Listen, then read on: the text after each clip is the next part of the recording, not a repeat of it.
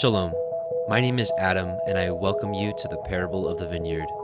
Every day, Yahuah is waking up a remnant, a group of people who are coming out of deceptions, realizing our walk is to consist of faith and obedience to His righteous commands. Each week, we read through and examine a portion of the Torah, allowing the Spirit of the Most High to guide, teach, and open our eyes and ears to the wondrous matters out of His law. Join us as we seek to be refined by His Word, preparing ourselves for the return of our King of Kings, being faithful and obedient, walking in His way, truth, and life.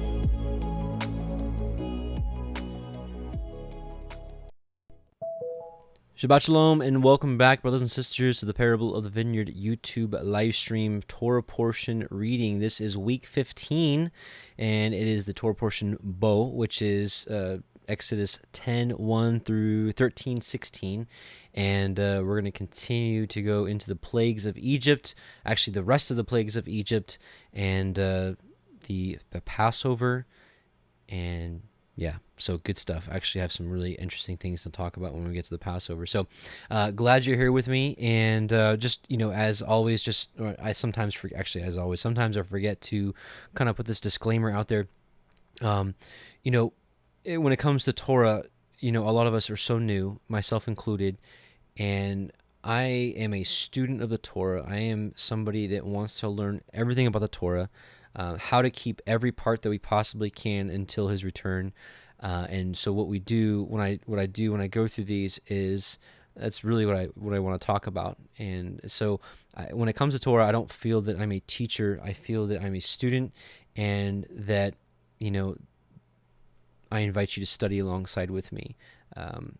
If I had room in my house, I'd invite you all in my house, and we just do this in my living room. But this is the next best thing. So.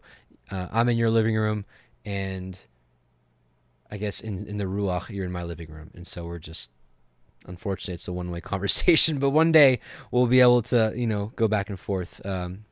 We do at least go back and forth for those that are here locally with our local Shabbat fellowship. Anyways, I don't want to keep going on. So that's just my disclaimer is again, I'm not your teacher. The Ruach is your teacher. I do believe I am someone that's been called of Yahuah to study His scriptures and to share what I believe He has shown me. And I just want to share this with you. And again, what we do with these Torah portions is we read the Torah portions, and then we kind of go through some of the other parallel books, like the book of Jasher, which was mentioned in the scriptures a couple times. Also comparing sometimes with the Septuagint, which is the Greek version of the scriptures, and also now most recently this year, the Targums, which is the Aramaic version of the scriptures translation. So I found that when we do that, we get a better overall idea of what's going on and more in-depth understanding of what's really being said, which at the end of the day, I think strengthens our walk, strengthens our bond with the Most High, because with a lot of times with understanding comes obedience, at least better obedience. So that is, at the end of the day, my goal is to be more obedient to His word. So quick prayer, and let's move on. Heavenly Father, Yahuah Most High, we just come before you in your Son, Yahusha's name, and we thank you, as always, for Messiah Yahusha, that we have salvation through Him and His name and His blood. And we just also thank you for opening our eyes to the fact that your Torah is good, it's righteous, it's sweeter than honey, worth more than gold, more to be desired than anything on this world. And we just ask that you help us to keep it, because we're so new at this. Help strengthen us, O Yahuah, in our walk, that we do not fall to the left or to the right hand. Shabbat Shalom, and blessings to you, O Yahuah, in Yahusha's name. Amen. Okay, let's get to it. We're going to be Exodus 10, verse 1, starting with the Sefer version. Against much thanks to Dr. Pigeon for allowing us to put the Sefer up here on our website so that we can read it together. especially those of you that may not have a copy of the Sefer. So thank you to him.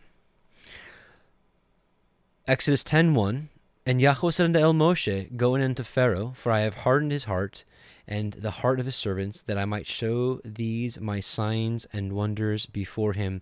And this is something that we've been talking quite a bit about, is that the Most High is the one that continued to harden his heart. And everything is for his purpose, for his glory. And we know that he's a righteous judge. So, if he decides to pick a wicked man and use him essentially for his glory, what can the clay say to the potter? Why did you, what are you doing? Are we going to speak against Elohim? I don't think so. We see the same thing with Revelation 17:17. It says that Yahuah himself puts these plans in the minds of these kings of the earth to bring forth, about his end times and his will. So you can get mad all you want against people like the Rothschilds and all that. I'm not sticking up for that. I'm just saying, you can get angry at them all you want. Just like, people could have been angry at Pharaoh, which, was rightly so, because they were whatever. But listen, at the end of the day, they're going to get theirs from Yahuah. And at the end of the day, they're playing their part as an unworthy vessel, as a vessel of dishonor. And, again, they're going to get theirs. So I think we should really shift our focus from hating those people to... Honestly, I feel bad for them. I really do, because they think they've got it made. They think they know what they're doing. Like, oh, we're full of riches and we have need of nothing, and we rule the world, and we're kings and we reign. And little do they know that they are going to be stomped to the ground. This word says they're going to bow themselves down to the ground. They're going to lick the soles of the feet. They're going to eat the dust of the earth, and they're going to be servants. So. Exodus 10:2, and that you may tell in the ears of your son and of your son's son what things I have. So my point is that Yahuah hardened Moshe's heart, right? It says, I have hardened his heart and the heart of his servants, that I might show these wonders. So his point by doing this was that, all these plagues and all these wonders could be done. And we see that his fame, Yahuah's fame, was through all the earth. When Joshua was in, the spies went into Rahab and Jericho, they heard about everything. And that's why their hearts were melted with fear. It's going to happen again. Exodus 10:2, and that you may tell in the ears of your son and of your son's son what things I have wrought in Mitzrayim, and my signs which I have done among them, that ye may know how that I am Yahuah. And Moshe and Aharon came in unto Pharaoh, and said unto him, Thus says Yahuah Elohiym of the Ivrim, how long will you refuse to humble yourself before me? Let my people go, that they may serve me. Else, if you refuse to let my people go, behold, tomorrow I will bring the locust into your coast. And they shall cover the face of the earth, that one cannot be able to see the earth, and they shall eat the remnant of that which has escaped, which remains unto you from the hail, and shall eat every tree which grows out of the field. So remember, the hail already destroyed most of the crops, so these locusts are going to come in, they're going to eat the rest of it. And they shall fill your houses and the houses of all your servants and the houses of all the Mitzrayim, which neither your fathers nor your fathers' fathers have seen since the day that they were upon the earth unto this day. And he turned himself and went out from Pharaoh. And Pharaoh's servants said unto them, How long shall this man be a snare unto us? Let the men go, that they may serve Yahuah Elohiym. Know you not that Mitzrayim is destroyed? And Moshe and Aharon were brought again unto Pharaoh. So he's like, all right, bring him back in. And he said unto them, Go, serve Yahuah Elohiym, but who are they that shall go? And Moshe said, We will go with our young and with our old, with our sons and with our daughters, with our flocks and with our herds we will go, for we must hold a feast unto Yahuah. And he said unto them, Let Yahuah be so with you, as I will let you go, and let your little ones look to it, for evil is before you. This is actually a really weird statement. Stop saying that word. This is an odd statement. It actually really gets expounded in the targums of what he's actually saying here, and it was really pleasing to kind of finally understand what he's really saying here. Not so. Go now, ye that are men, and serve Yahuah, for that ye desire. And they were driven out from Pharaoh's presence. And Yahuah said unto Moshe, stretch out your hand over the land of Mitzrayim for the locusts, that they may come upon the land of the Mitzrayim to eat every herb of the land, even all that the hail has left. And Moshe stretched forth his rod over the land of the Mitzrayim, and Yahuah brought an east wind upon the land all that day and all that night. And when it was morning, the east wind brought the locusts. And the locusts went up over all the land of Mitzrayim, and rested in all the coasts of Mitzrayim. Very grievous were they. Before them there was no such locust as they, neither after them shall be such. For they covered the face of the whole earth, so that the land was darkened, and they did eat every herb of the land, and all the fruit of the trees which the hail had left. And there remained not any green thing in the trees, or in the herbs of the field, through all the land of Mitzrayim. Then Pharaoh called for Moshe and Aharon in haste, and he said, I have sinned against Yahuah Elohiym and against you. Now therefore forgive, I pray you, my sin only this once, and entreat Yahuah Elohiym that he may take away from me this death only. And we went out from Pharaoh and entreated Yahuah. And Yahuah turned a mighty strong west wind, which took away the locusts, and cast them into the Red Sea. There remained not one locust in all the coast of Mitzrayim. But Yahuah hardened Pharaoh's heart, so that he would not let the children of Yisrael go. So now let's read Jasher 80, 33 through 35. And Yahuah sent and brought numerous locusts into Egypt, the chasel, the salom, the chargol, the chagol, locusts each of his kind, which devoured all that the hail had left remaining. Then the Egyptians rejoiced at the locusts, right? Listen, because they were hungry, although they consumed the produce of the field, and they caught them in abundance and salted them for food. Remember, locust is a clean food, and I guess in some way, it's tasty. I've never had a locust. John the Baptist was pleased to eat them, and so it seems here that the Egyptians were as well. So they caught them in abundance and salted them. They're like, ha, ha, ha, Yahuah, we're going to eat these things. Thanks for sending them. And then, check it out. And then Yahuah turned a mighty wind of the sea, which took away all the locusts, even those that were salted, and thrust them into the Red Sea. Not one locust remained within the boundaries of Egypt. So Yahuah was like, oh yeah, they're out of here. See ya. Sorry, I can't speak for him. I shouldn't joke around. It's not funny. It's just like, he got them, because they're like, sweet food. And he's like, no. They're gone. Sorry, just trying to have a little fun with this study. All right, and let's keep reading, and then we're going to read a little bit about the darkness, and then okay. Anyways, yeah. So let's keep going. So Exodus 10:21, and Yahuah said unto Moshe, stretch out your hand toward the heavens, that there may be darkness over the land of Mitzrayim, even darkness which may be felt. Have you ever been in a place or a room that dark? There is something about it. And Moshe stretched forth his hand toward the heavens, and there was a thick darkness in all the land of Mitzrayim 3 days. They saw not one another, neither rose any from his place for 3 days, but all the children of Yisrael had light in their dwellings. And Pharaoh called unto Moshe and said, Go ye, serve Yahuah, only let your flocks and your herds be stayed. Let your little ones also go with you. And Moshe said, You must give us also sacrifices and burnt offerings, that we may sacrifice unto Yahuah Elohiנו. Our cattle also shall go with us. There shall not a hoof be left behind. For thereof must we take to serve Yahuah Elohiנו, and we know not with what we must serve Yahuah until we come thither. But Yahuah hardened Pharaoh's heart, and he would not let them go. And Pharaoh said unto them, Get you from me, take heed to yourself, see my face no more. For in that day you see my face, you shall die. And Moshe said, You have spoken well. I will see your face again no more. So let's read the Jasher portion, which is 36 through 40 of chapter 80. And Elohim sent darkness upon Egypt, that the whole land of Egypt and Pathros became dark for 3 days, so that a man could not see his hand when he lifted it to his mouth. At that time died many of the people of Yisrael who had rebelled against Yahuah. So this is something we don't get in the canon. So again, at that time died many of the people of Yisrael who had rebelled against Yahuah, who would not hearken to Moshe and Aharon, and believed not in them that Elohim had sent them, and who had said, we will not go forth from Egypt, lest we perish with hunger in a desolate wilderness, and who would not hearken to the voice of Moshe.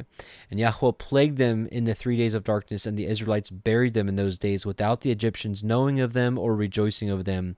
And the darkness was very great in Egypt for 3 days, and any person who was standing when the darkness came remained standing in his place, and he that was sitting remained sitting, and he that was lying continued lying in the same state, and he that was walking remained sitting upon the ground in the same spot.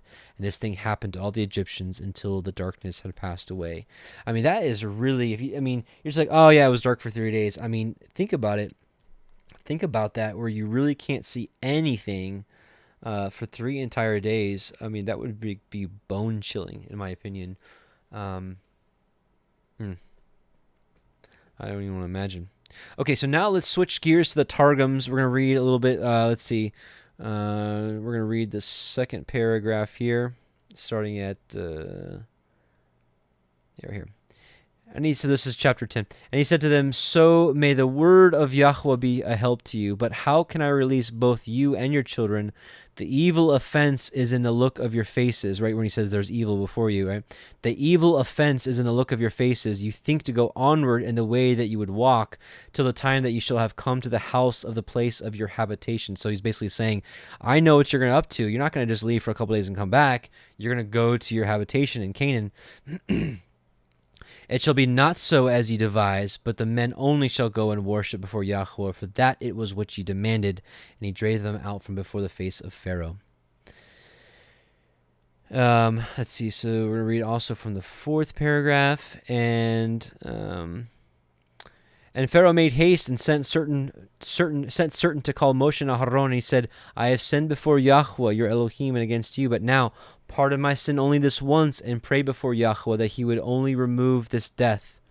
And he went out from Pharaoh and prayed before Yahuah, and Yahuah turned a wind from the west exceeding strength, and it carried away the locust and bare him to the sea of Suf. There was not one locust left in all the borders of Mizraim, and even such as has been salted in vessels for needed food, those two the western wind bear away. So here you have the Targums confirming what was written in the book of Yashar. So 2 witnesses, they're kind of confirming each other. So the Targums confirms Yashar, Yashar confirms the Targums.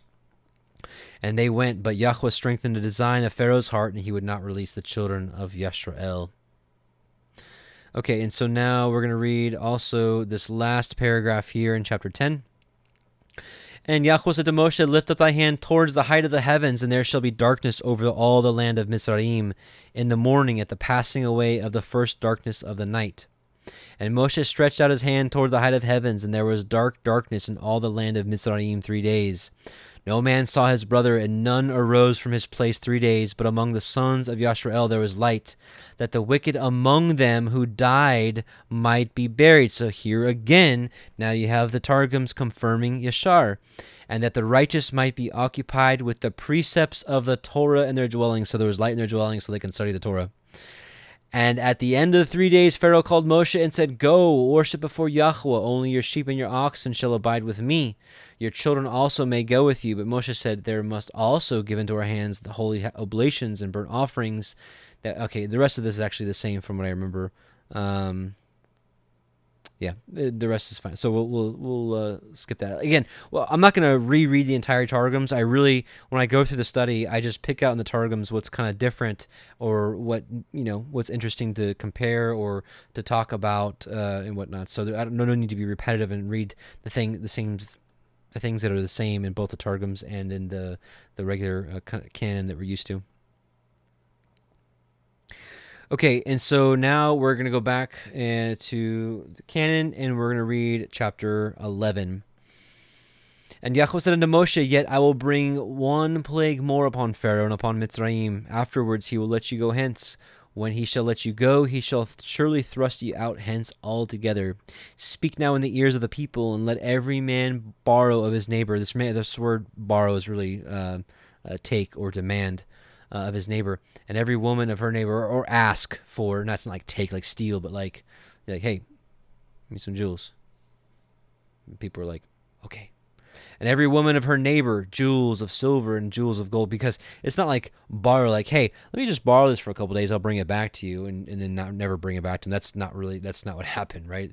And so the English word borrow, that's what makes us think about, like, oh, like, can I borrow this necklace and I'll bring it back? That's not what they did. And this was also, it was part of prophecy. This is what he promised Abraham. Genesis 15:13-14. He said unto Abram, know of surety that thy seed shall be a stranger in a land that is not theirs, and shall serve them, and they shall afflict them 400 years. Now, it's not just in Egypt 400 years. This is also in the land of Canaan. If you even remember Isaac, when he was dwelling in Gerar, and he was afflicted, and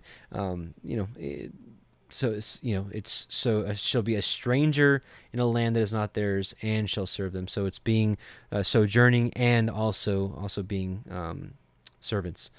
And also that nation whom they shall serve will I judge, and afterward shall they come out with great substance. And this is part of it right here, that every man borrow of his neighbor, or ask, demand. And Yahuah gave the people favor in the sight of Mitzrayim. Moreover, the man Moshe was very great in the land of Mitzrayim, in the sight of Pharaoh's servants, and in the sight of the people. And Moshe said, thus says Yahuah, about midnight will I go out into the midst of Mitzrayim, and all the firstborn in the land of Mitzrayim shall die, from the firstborn of Pharaoh that sits upon his throne, even unto the firstborn of the maidservant that is behind the mill, and the firstborn of beasts. And there shall be a great cry throughout all the land of Mitzrayim, such as there was none like it, nor shall be like it any more. But against any of the children of Yisrael shall not a dog move its tongue against man or beast, that ye may know how that Yahuah puts a difference between Mitzrayim and Yisrael. And all these your servants shall come down unto me, and bow down themselves unto me, saying, get you out, and all the people that follow you, and after that I will go out. And he went out from Pharaoh in a great anger. And Yahuah said unto Moshe, Pharaoh shall not hearken unto you, that my wonders may be multiplied in the land of Mitzrayim. And Moshe and Aharon did all these wonders before Pharaoh, and Yahuah hardened Pharaoh's heart, so that he would not let the children of Yisrael go out of his land. Let's go back to the Targums now. There's nothing in Jasher that's different, really. So we're going to go into Targums, and we're just going to read this first paragraph here in chapter 11. And Yahuah spoke unto Moshe, yet one stroke will I bring upon Pharaoh and upon the Mitzrayim, which shall be greater than all, and afterward he will send you hence. When he releases, there shall be to himself an end. Driving, he will drive you forth from hence. Speak now in the hearing of the people, that every man shall demand from his Mitzrayim friend. So I just, I wanted to read that because it's a little more proper as to the interpretation instead of borrow. It's not a big deal. Again, I want to learn everything about the Torah, so I just want to look at even every word. And every woman of her Mitzrayim friend, vessels of silver and vessels of gold, and Yahuah gave the people favor before the Mitzrayim. And the man Moshe was very great in the land of Mitzrayim before the servants of Pharaoh and before his people. And that's it for chapter 11. Not a whole lot there. Excuse me. I'm going to show you guys that I'm drinking. Someone the other day, when I lean over to drink, I lean over so you don't have to hear me drinking and gulping. Someone thought I was dipping. So I'm going to show you that I'm drinking and not dipping. Some of y'all in the comments sometimes, I just... Okay, Exodus 12. Now we're getting into the Passover, which we're about a little over 2 months away, 2 months and about a week away. At least for the calendar that I'm on. I know we're on different calendars. I can't get away. I'm excited to be united one day. Exodus 12. And Yahuah spoke unto Moshe and Aharon in the land of Mitzrayim, saying, this month shall be unto you the beginning of months. It shall be the first month of the year to you. So speaking of calendar, again, I'm not teaching you. I just like to share where I'm at with things. A lot of people have kind of jumped over to certain calendars, ones that don't use the moon for the months. I still use the moon for the month. Here's a passage from Sirach 43:68. This was canonized. It was in the 1611 KJV. Chapter 43, 6 through 8, he made the moon also to serve in its season, to mark the times, and to be an everlasting sign. And we know the season is Moedim, and we know even in Genesis 1:14, he says he gave the sun and the moon, they should be for signs and for Moedim. It didn't say just the sun, it said the sun and the moon. To mark the times and to be an everlasting sign. From the moon comes the sign for the feast days. How do you get the feast days? Unless the moon marks the months. A light that wanes when it has reached the full. The month is named for the moon, increasing marvelously in its phases, an instrument in the host of heaven a host on high, shining forth in the firmament of heaven. So that's just a little passage of why I still use the moon for the month. This is Enoch 50, 60, 74. And I saw another course, a law for her. And according to the law, she performs her monthly, this is talking about the moon, performs her monthly revolution. And all these Uriel, the holy angel who was the leader of them all, showed me their positions. I wrote down their positions as he showed me, and I wrote down their months. This is talking about the moon. As they were, and the appearance of their lights, till 15 days were accomplished, right, when the moon is full. In single seventh parts she accomplishes all her light in the east, and in single seventh parts she accomplishes all her darkness in the west. So it also shows you that the phase of the moon is getting brighter until it's full, and then weaker until it's empty. Not full moon starting the month, as some would say. And in certain months she alters, right, the moon. Certain months she alters her settings, and in certain months she pursues her own peculiar course. In 2 months the moon sets with the sun. In those 2 middle portals, the 3rd and the 4th, she goes forth for 7 days. Okay, and we don't need to really read the rest. But I would want to read this, though. And thus I saw their position, how the moons rose and the sun set in those days. And if 5 years are added together, the sun has an overplus of 30 days. And all the days which accrue to it for one of those 5 years, when they are full, amount to 364 days. And the overplus of the sun and of the stars amount to 6 days in 5 years, and 6 days every year come to 30 days. And now here's where the moon, this is where people get tripped up. And the moon falls behind the sun and the stars to the number of 30 days. And the sun and the stars bring all the years exactly, so that they do not advance or delay their position by a single day into eternity. There we go. Here we go. For the moon alone in the days amount 3 years, 1,062 days, and in 5 years she falls 50 days behind, to be added 1,062 days. And in 5 years there are 1,770 days, so that for the moon, the days in 8 years amount to 2,832 days. For in 8 years she falls by amount of 80 days. So the moon has a 354-day course, and so that is why we account for it, the 10 days. So it's not quite every 3 years. I'm working on a calendar to show you kind of, it's like, but it's roughly every 3 years, a 13th month is added, and it's the only way to account for it that I understand at this point. And so chapter 50, 60, 77. Actually, let's just we'll do a calendar study another time. We don't need to go through this in the Torah portion. I just wanted to share with you why this month shall be to the beginning of the months, and how we count months, because really it's part of Torah. But I don't want to get too deep into this. I am going to do a calendar study and why I am where I am, because people ask me all the time. I'm not contentious about the calendar. I'm really not. Some of my best friends are on the Zadok calendar that don't use the moon at all. They use it for to count Jubilee cycles or something, but they use the moon for everything. And I just wanted to explain my position, why I don't agree with that. But, if people can look at the word of Elohim, and some could say that we're to keep the Torah, and some say we're not, and some could say that, Messiah was true or he's not true, certainly we can still look at the same script. We'll be bound to look at the same scriptures and come up with a different calendar. So, again, I'm not contentious about it, but like I said, I feel led to share what I believe Yah has shown me, and if I'm wrong, pray for me that he may open my eyes and show me the truth. But until then, I'm going to do as he has called and showed me to do.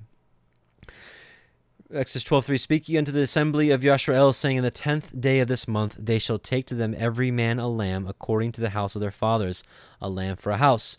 And if the household be too little for the lamb, let him and his neighbor next unto his house take it according to the number of the souls. Every man according to his eating shall you make your count for the lamb. And, we'll keep going. Your lamb shall be without blemish, a male of the first year. You shall take it out from the sheep or from the goats, and ye shall keep it unto the 14th day of the same month. And the whole multitude of the assembly of Yisrael shall kill it in the evening. And they shall take of the blood and strike it on the 2 side posts and on the upper door posts of the houses wherein they shall eat it. And they shall eat the flesh in that night, roast with fire and matzah, unleavened bread. So this is the beginning. So nighttime is the beginning of the 7 days of unleavened bread. And with bitter herbs they shall eat it. Eat not of it raw, nor sodden it all with water, but roast with fire his head with his legs, and with the purtenance thereof. And ye shall let nothing of it remain until the morning, and that which remains of it till the morning ye shall burn with fire.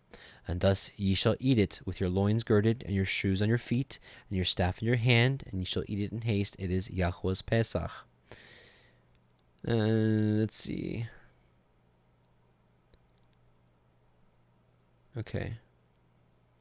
So here we go. I want to read this real quick. So, and it says here in verse 6, and ye shall keep it until the 14th day of the same month. The whole multitude of the assembly of Yisrael shall kill it in the evening. So let's talk about how this actually works. Because some people can get confused, essentially the meal of the Passover starts also the week of unleavened bread. And so this can get confusing on exactly days. And here, I'm going to probably offend some more people. I don't mean to. I just feel led to talk about what I believe he has shown me. So here is a passage. I'm going to read from Jubilees 49, verse 1. Remember the commandment which Yahuah commanded thee concerning the Passover, that thou shouldest celebrate it in its season on the 14th of the first month. Now listen, and this is what we're talking about here.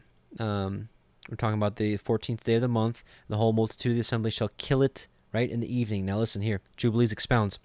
That thou shouldst celebrate in its season on the 14th of the first month, that thou shouldst kill it before it is evening, and that they should eat it by night on the evening of the 15th from the time of the setting sun. So for those of people that, for people that question, when does a day start? When is, the Sabbath? Is it evening to evening? Is it morning to morning?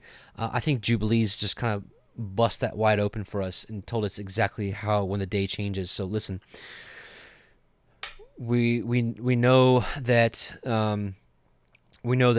by no way, shape, or form would somebody kill the Passover on the 14th and then wait an entire day and an entire 24 hours later to eat it, right? So listen, this is what Jubilees is saying, is that you kill it on the sunset of the 14th, and when the day changes over at night on the 15th is when you eat the Passover. Bear with me. Let's read it one more time. So just keep this in mind. Here we go. Remember the commandment which Yahuah commanded thee concerning the Passover, that thou shouldst celebrate it in its season on the 14th of the first month, that thou shouldst kill it before it is evening, and that they should eat it by night on the evening of the 15th from the time of the setting sun. For on this night, the beginning of the festival and the beginning of the joy, you were eating in the Passover in Egypt, when all the powers of Mastema had been let loose to slay all the firstborn in the land of Egypt, from the firstborn of Pharaoh to the firstborn of the captive maidservant in the mill and the cattle. And I am going to do a much more in-depth study of evening to evening or morning to morning. I love a lot of you. You all have sent me a lot of morning to morning stuff, trying to share this with me. But I just don't see it that way. And I think this passage in Jubilees really, again, just kind of busts it wide open. It tells you right here, right, that you're eating it on the evening of the 15th. So that shows you that when the sun sets, then the next day starts. And we're talking about there's really some concepts that we don't understand. There's a difference between evening, right? There's a difference between the word evening and the word night. So just for example, do it yourself. Google evening, and this is what you're going to get. You're going to get the setting sun, the setting sun, the setting sun, the setting sun, setting sun, the sunset, the setting sun, right? Almost every single picture, look, the sun is setting, evening, right before night starts, evening. And that's the same concept that gets people tripped up about the Day of Atonement, where it says you celebrate it on the evening of the 9th. So right before the sun sets, you celebrate from the evening of the 9th to the evening of the 10th. And in doing so, you celebrate it during the entire time of the 10th, because you celebrate it at nighttime, which starts the 10th all the way until the evening of the 10th, so the entire day of the 10th. So this is, I just literally searched right here, evening. That's it. That's all I searched. Now, same thing. Search night. This is what you get. Two different things. So that's exactly what's going on here. Evening into night is the changing of the day, according to the book of Jubilees, which you may not accept as canon, and that's fine. Again, I'm just sharing with you, and you can take these things and test them for yourselves. All right, we're going to keep reading. So we are here, verse 10. And ye shall let nothing of it remain until the morning, and that which remains of it till the morning ye shall burn with fire. So again, if, so we'll just keep going. I'm not going to beat a dead horse. And thus shall ye eat it, with your loins girded, and your shoes on your feet, and your staff in your hand, and ye shall eat it in haste. It is Yahuah's Pesach. For I will pass through the land of Mitzrayim this night, and I will smite all the firstborn in the land of Mitzrayim, both man and beast, and against all the Elohai of Mitzrayim I will execute judgment. I am Yahuah. And the blood shall be for you a mark upon the houses wherein ye are, and when I see the blood I will pass over you, and the plague shall not be upon you to destroy you. And when I smite the land of Mitzrayim, and this day shall be unto you for a memorial, and ye shall keep it a feast to Yahuah throughout your generations. Ye shall keep it a feast by an ordinance forever. 7 days shall ye eat matzah, and the first day ye shall put away leaven out of your houses. For whosoever eats chametz, leavened bread, from the first day until the 7th day, that soul shall be cut off from Yisrael. And in the first day there shall be a holy assembly, and in the 7th day there shall be a holy assembly to you. No manner of work shall be done in them, save that which every man must eat, only that may be done of you. And this is, I believe, the same thing that applies to the Sabbath. No work, but except for what you need to do to eat. And ye shall guard the feast of matzah, for in the selfsame day I have brought your armies out of the land of Mitzrayim. Therefore shall ye guard this day in your generations by an ordinance forever. In the first month, on the 14th day of the month, at evening shall ye eat matzah until the 21st day of the month at evening. So, okay, we won't do no calendar stuff, but this is telling you the same thing, because the feast is 7 days long. 7 days shall there be no chametz found in your houses, because the 14th day of the month at evening, right, when they sit down, they kill the Passover, and then they eat at the nighttime on the 15th. That's the first day until the 20th day. The 1 and 20th day, the 21st day of the month at evening. And if it was morning to morning, you would have an extra half day in there, so it would make it 7.5 day festival. 7 days there shall be no chametz found in your houses, for whosoever eats that which is with chametz, leaven, even that soul shall be cut off from the assembly of Yisrael, whether he be a stranger or born in the land. Ye shall eat nothing with chametz, and all your habitations shall ye eat matzah. Then Moshe called for all the elders of Yisrael, and said unto them, Draw out and take you a lamb according to your families, and kill the Pesach. And ye shall take a bunch of hyssop, and dip it in the blood that is in the basin, and strike the lintel and the 2 side posts with the blood that is in the basin. And none of you shall go out at the door of his house until the morning. For Yahuah will pass through to smite the Mitzrayim, and when he sees the blood upon the lintel and on the 2 side posts, Yahuah will pass over the door, and will not suffer the destroyer to come into your houses to smite you. And ye shall guard this thing for an ordinance to you and your sons forever. Forever. And it shall come to pass, when ye are come into the land which Yahuah will give you, according as he promised, that ye shall guard this service. And it shall come to pass, when your children shall say unto you, What mean ye by this service? That ye shall say, It is the sacrifice of Yahuah's Pesach, who passed over the houses of the children of Yisrael in Mitzrayim, when he smote the Mitzrayim, and delivered our houses, and the people bowed the head and worshipped. And the children of Yisrael went away, and did as Yahuah had commanded Moshe and Aharon, so did they. Keep going. And it came to pass that at midnight Yahuah smote all the firstborn in the land of Mitzrayim, from the firstborn of Pharaoh that sat on his throne unto the firstborn of the captive that was in the dungeon, and all the firstborn of the cattle. And Pharaoh rose up in the night, he and all his servants and all the Mitzrayim, and there was a great cry in Mitzrayim, for there was not a house where there was not one dead. And he called for Moshe and Aharon by night, and said, Rise up, and get you forth from among my people, both ye and the children of Yisrael, and go, serve Yahuah as ye have said.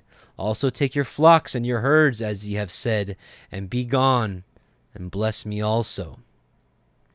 And the Mitzrayim were urgent upon the people, that they might send them out of the land in haste, for they said, We be all dead men.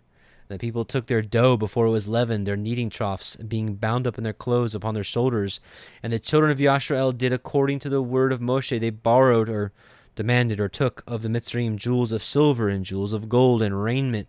And Yahuah gave the people favor in the sight of Mitzrayim, so that they lent unto them such things as they required, and they spoiled the Mitzrayim. And the children of Yisrael journeyed from Ramesses to Sukkot, about 600,000 on foot that were men beside children, and a mixed multitude went up also with them, and flocks and herds, even very much cattle. And I think this is a clear picture for what's coming in the last days. You have the men numbered, right? So you have the men numbered for war, and then you had the mixed multitude, and we kind of see the same thing in Revelation 7.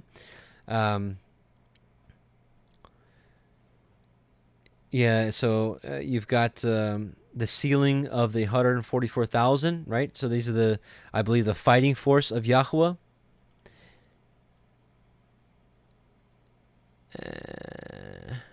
I'm sorry. So you have the 12,000 times the 12 tribes of 12,000 each. And it says, and after this, which if you look at the Greek word here, it means accompaniment. So with this I beheld, and lo, a great multitude, which no man can number, of all nations, kindreds, and people, and tongues, stood before the throne, and before the Lamb, clothed with white robes and palms in their hands. So I believe it's a picture of the end times, when the army, 144,000, will be numbered, and the great multitude will come with them as well and go into safety. Verse 39, and they baked matzah cakes of dough, which they brought forth out of Mitzrayim, for it was not leavened, because they were thrust out of Mitzrayim, and could not tarry, neither had they prepared for themselves any victual. Now the sojourning of the children of Yisrael, who dwelt in the land of Mitzrayim, and in the land of Canaan, they and their fathers, was 430 years. It came to pass at the end of the 430 years, even the selfsame day came to pass, that all the hosts of Yahuah went out from the land of Mitzrayim. It is a night to be much observed unto Yahuah for bringing them out from the land of Mitzrayim. This is that night of Yahuah to be observed of all the children of Yisrael in their generations. So forever. And just to give you an idea that the next one that's coming is going to be even bigger. Jeremiah 23:7-8. Therefore, behold, the days come, saith Yahuah, that they shall no more say, Yahuah liveth, which brought up the children of Yisrael out of the land of Egypt, but Yahuah liveth, which brought up and which led the seed of the house of Yisrael out of the north country, and from all the countries whither I have driven them, and they shall dwell in their own land. So it's going to be even bigger this next time. And Yahuah said unto Moshe and Aharon, this is the ordinance of the Pesach, the Passover. There shall no stranger eat thereof, right? So no one that's not part of the congregation. But every man's servant that is bought for money, when you have circumcised him, then he shall eat thereof. A foreigner and a hired servant shall not eat thereof. In one house shall it be eaten. You shall not carry forth aught of the flesh abroad out of the house, neither shall you break a bone thereof. All the assembly of Yisrael shall keep it. And when a stranger shall sojourn, actually, let's go stay right here. Verse 46.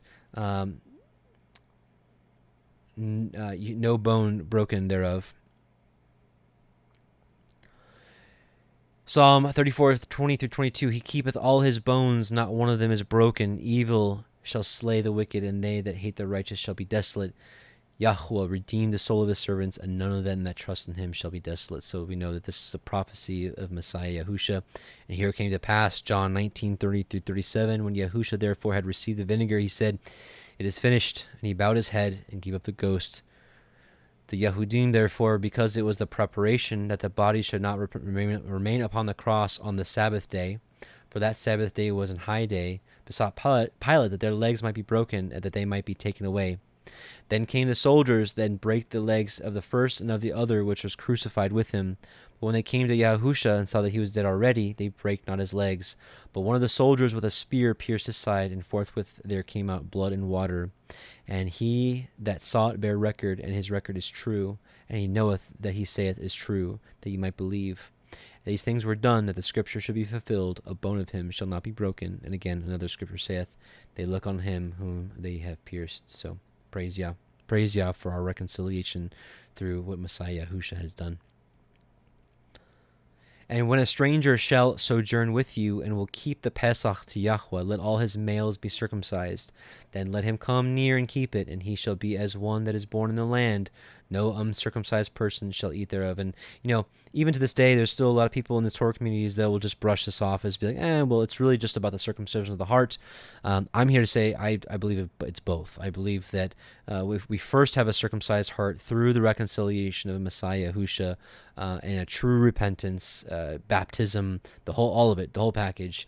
And I believe as we continue in faith, I do believe that males should be physically circumcised. Now, there's a big debate on how much of it is supposed to be snipped off. They say modern day circumcision is mutilation.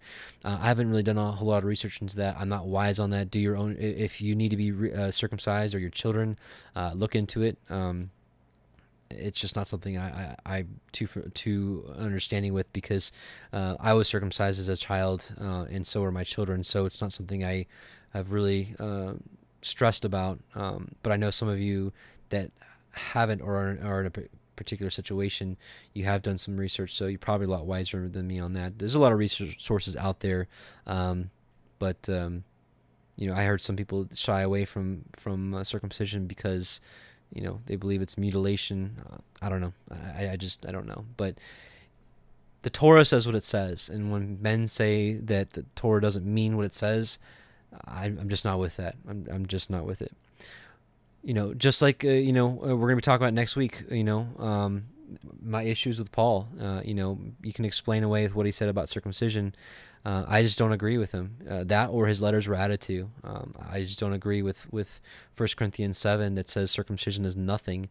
Now, certainly you can take the stance of saying if you get circumcised and you don't keep the commandments and you're an unfruitful person, I get it. But to, the way it was written or altered or added to, it just makes it seem like, to the average person that reads it, like, okay, I don't need to get circumcised, right?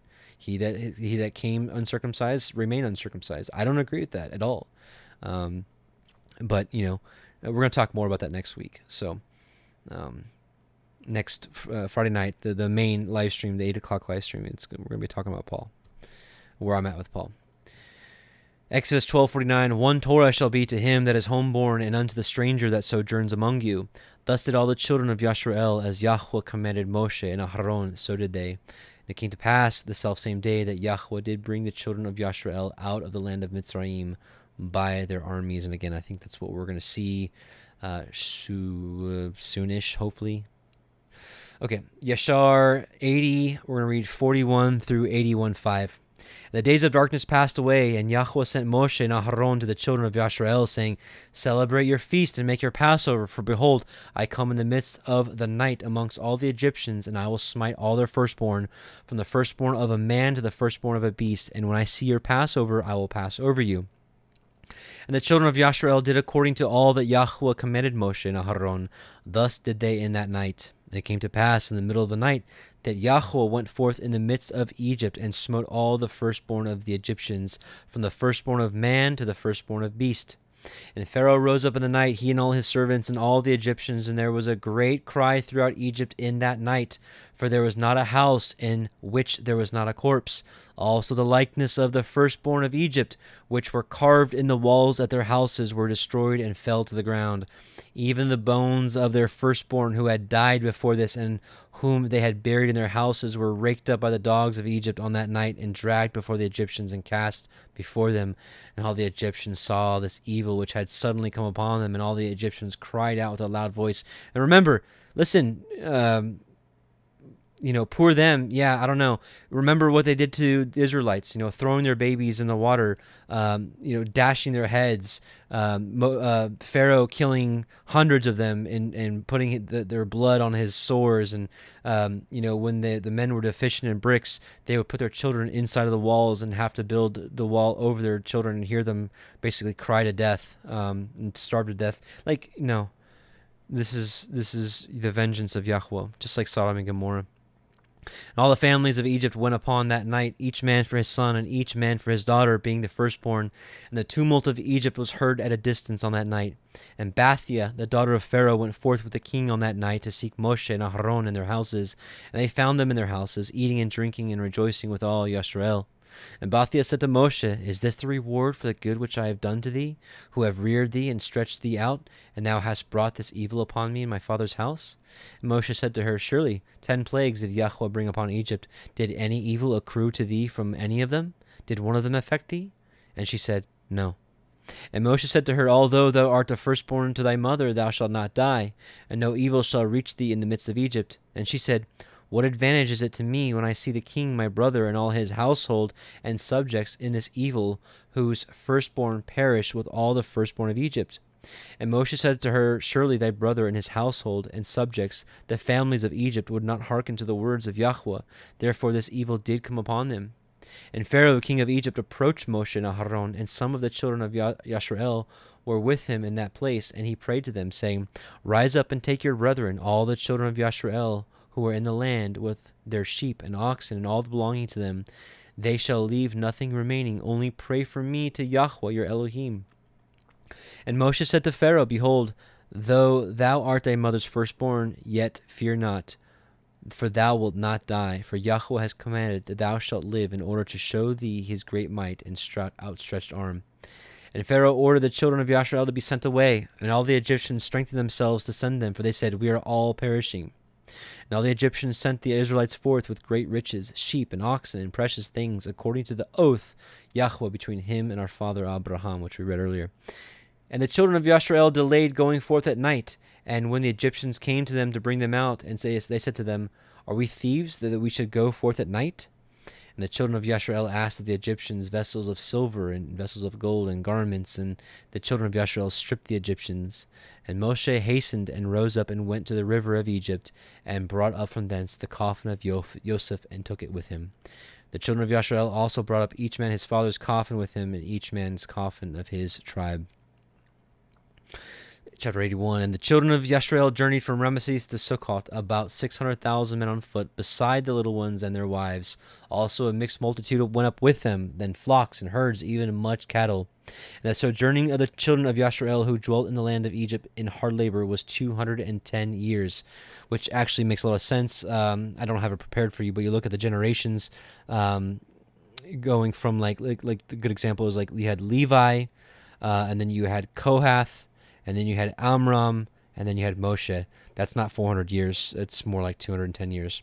At the end of the 210 years, Yahuah brought forth the children of Yisrael with a strong hand. And the children of Yisrael traveled from Egypt and from Goshen and from Ramesses, and encamped in Sukkot on the 15th day of the first month. Okay. Now, let's take a look at the Targums. There's quite a bit to read here in chapter 12, so let's take a look at this. So, chapter 12, we are going to read the full first paragraph. It's a long one. Okay. And Yahuah spoke to Moshe and to Aharon in the land of Mitzrayim, saying, This month is ordained to you to be the beginning of months, and from it you shall begin to number for the festivals and times and cycles. It shall be to you the first of the number of the months of the year.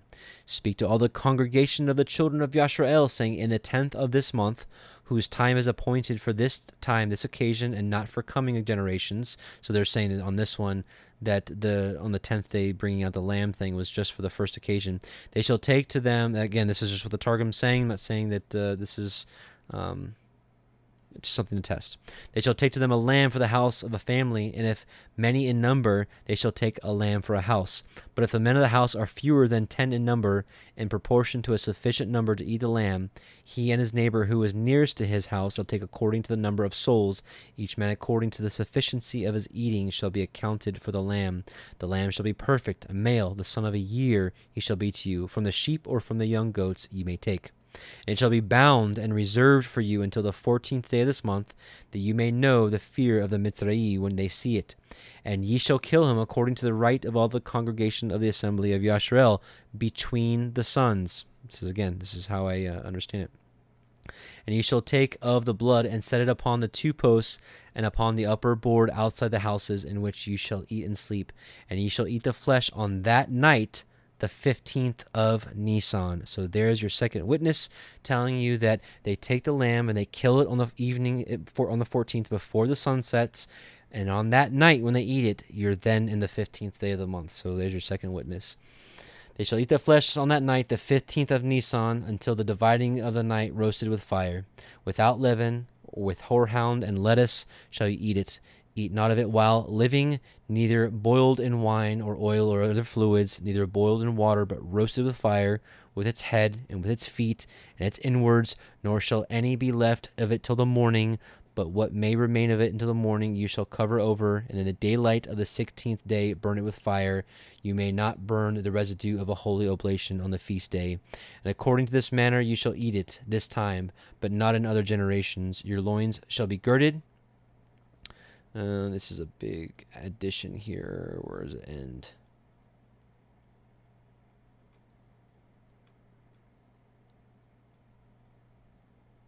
Okay.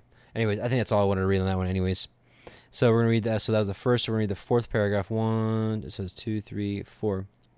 And it was in the dividing of the night of the 15th that the word of Yahuah slew all the firstborn in the land of Mitzrayim. So here again is your witness showing you that the Passover was killed near sunset on the 14th, and on the 15th is the night they ate the Passover, and the same 15th at night is the 15th right here is when the word of Yahuah slew all the firstborn in the land of Mitzrayim, from the firstborn son of Pharaoh, who would have sat upon the throne of his kingdom, unto the firstborn sons of the kings who were captives in the dungeons as hostages under Pharaoh's hand, and who, for having rejoiced at the servitude of Yisrael, were punished, as the Mitzri and all the firstborn of the cattle did the work of the Mitzri, died also.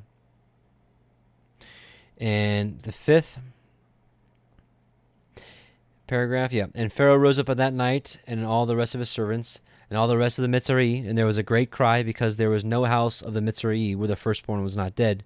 And the border of the land of Mitzrayim extended 400 farsi, but the land of Goshen, where Moshe and the sons of Israel were, was in the midst of the land of Mitzrayim, and the royal palace of Pharaoh was at the entrance of the land of Mitzrayim. But when he cried to Moshe and to Aharon in the night of the Passover, his voice was heard unto the land of Goshen, Pharaoh crying with a voice of woe, and saying thus, Arise, go forth from among my people, both you and the sons of Yisrael, go, and worship before Yahuah as you have said. Your sheep also take, and whatever of mine you have spoken about, and go, and nothing ask I of you, except that you pray for me, that I may not die. When Moshe and Aharon and the sons of Yisrael heard the voice of Pharaoh's weeping, they were not mindful, until he came himself and all his servants and all the Mizrahi, and urged all the people of the house of Yisrael, that they might hasten to send them forth from the land. For they said, if they prolong here 1 more hour, behold, we are all dead. So that's the 6th, 7th, and 8th. And the days of the dwelling of the sons of Yisrael in Mitzrayim were 30 weeks of years, 30 times 7 years, which is the sum of 210 years. So again, it's confirming Yashar.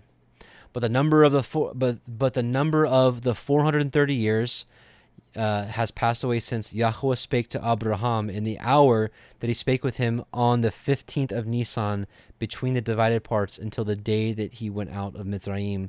And it was at the end of 30 years from the making of this covenant that Yitzchak was born, and thence until they went out of Mitzrayim 400 years. On the selfsame day it was all the hosts of Yahuah went forth made free from the land of Mitzrayim.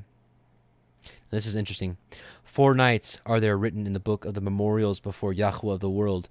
night, the first, when he was revealed in the creating of the world, the second, when he was revealed to Abraham, the third, when he was revealed in Mizraim, his hand killing all the firstborn of Mizraim, and his right hand saving the firstborn of Yisrael, the fourth, when he will yet be revealed to liberate the people of the house of Yisrael from among the nations. And all these are called nights to be observed, for so explained Moshe, and said thereof, it is to be observed on account of the liberation which is from Yahuah to lead forth the people of the sons of Yisrael from the land of Mizraim. This is that night of preservation from the destroying of the angel for all the sons of Yisrael who were in Mizraim, and redemption of their generations from their captivity. And, okay, so now we're going to finish up chapter 13. We're going to read till verse 16, and we'll finish up. And Yahuah spoke unto Moshe, saying, Sanctify unto me all the firstborn, whatsoever opens the womb among the children of Yisrael, both of man and of beast, it is mine. And Moshe said unto the people, Remember this day in which ye came out from Mitzrayim, out of the house of bondage, for by strength of hand Yahuah brought you out from this place. There shall no chametz, leavened bread, be eaten. This day ye came out in the month Aviv. And it shall be, when Yahuah shall bring you into the land of Canaanim, of the Canaanim, and of the Chittim, and the Amorim, and the Chivim, and the Yebusim, which he swore unto your fathers to give you, a land flowing with milk and honey, that ye shall keep this service in this month. 7 days you shall eat matzah, and the 7th day it shall be a feast to Yahuah. Matzah shall be eaten 7 days, and there shall no chametz be seen with you, neither shall there be leaven seen with you in all your quarters. And ye shall show your son in that day, saying, This is done because of that which Yahuah did unto me when I came forth out of Mitzrayim. And it shall be for a sign unto you upon your hand, and for a memorial between your eyes. And this is just like we see in Deuteronomy, where the commandments, the keeping of the commandments, are as a sign upon your forehead and upon your hand, the very opposite, in a good way, of the mark of the beast.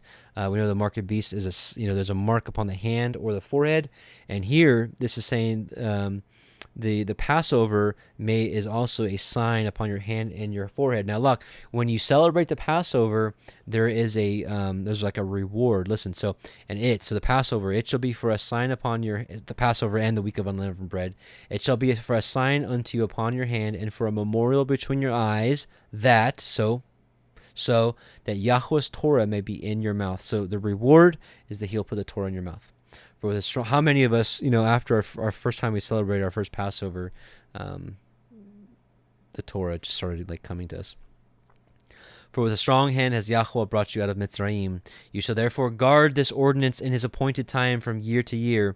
And it shall be, when Yahuah shall bring you into the land of the Canaanim, as he swore unto you and to your fathers, and shall give it to you, that you shall set apart unto Yahuah all that open the womb, and every firstling that comes of a beast which you have, the males shall be Yahuah's. And every firstling of an ass you shall redeem with a lamb, and if you will not redeem it, then you shall break its neck. And all the firstborn of men among your children shall ye redeem. And it shall be, when your son asks of you in time, saying, What is this? That you shall say unto him, By strength of hand Yahuah brought us out from Mitzrayim, from the house of bondage. And it came to pass, when Pharaoh would hardly let us go, that Yahuah slew all the firstborn in the land of Mitzrayim, both of the firstborn of man and the firstborn of beast. Therefore I sacrifice to Yahuah all that opens the womb, being males, but all the firstborn of my children I redeem. And it shall be for a mark upon your hand, and for frontlets between your eyes. There it is again. For by strength of hand Yahuah brought us forth out of Mitzrayim. And so praise be to Yahuah. So again, just about the mark, let's just read this real quickly. Revelation 13:16 through 17. And he causeth all, both small and great, rich and poor, free and bond, to receive a mark in their right hand or in their foreheads, and that no man might buy or sell. It's interesting that Proverbs 23:23 says, Buy the truth and sell it not, save he that had the mark or the name of the beast or the number of his name. Now Deuteronomy 6. Let's see. And these words which I command you this day shall be in your heart, and you shall teach them diligently unto your children, and shall talk of them when you sit in your house, and when you walk by the way, and when you lie down, and when you rise up. And you shall bind them for a sign upon your hand, and they shall be as frontlets between your eyes. And symbolically, your hand is your works, what you do, and your forehead, your mind, could be what's in your heart, what's in your soul, what your thoughts are, And quite frankly, our thoughts and our actions need to be stayed on the Most High and His ways, the way that He has made for us to walk for all of eternity. So, praise be to Yah. It concludes this Torah portion, week 15. I pray that it was a blessing for you, but as always, I pray most importantly that this was a blessing of the Most High, that people are spending their time and wanting to learn more about the Word of Yahuah. So may He be blessed, and I pray that He and many up there in heaven rejoice that people want to do this. So let's quick prayer. Let's finish this out. Let's do a let's do the Aaronic blessing, and we'll end with I think Exodus 15, which is going to be next week. The Exodus 15 song. So, Heavenly Father, O Yahuah, we come before you and we bless you again in Yahusha's name. We thank you for allowing us to study your Torah week by week, and we pray that you keep this this method of gathering up available to us until that very day you come and gather us. And we just thank you continually, and we say Shabbat Shalom to you, and we ask you to bless our Shabbat, that we may have peace and joy, and that we may rest in you and connect with you, O Yahuah. We know that this day is a very special day, and we just bless you and thank you for showing it to us. We thank you for salvation. We thank you for your word. We thank you for creating all this world for us to dwell in, and we're just so excited when Yahusha comes and rules and reigns in righteousness. And we look forward to being with you all of our days. In Yahusha's name, Amen, Amen, Hallelujah, and Shabbat Shalom.